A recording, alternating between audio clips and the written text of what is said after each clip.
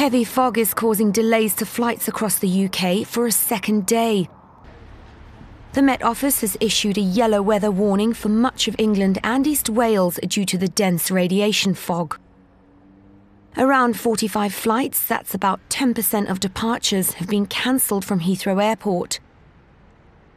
Flights from other UK airports to the capital and some European cities have also been disrupted. This time-lapse shows the fog on London's South Bank.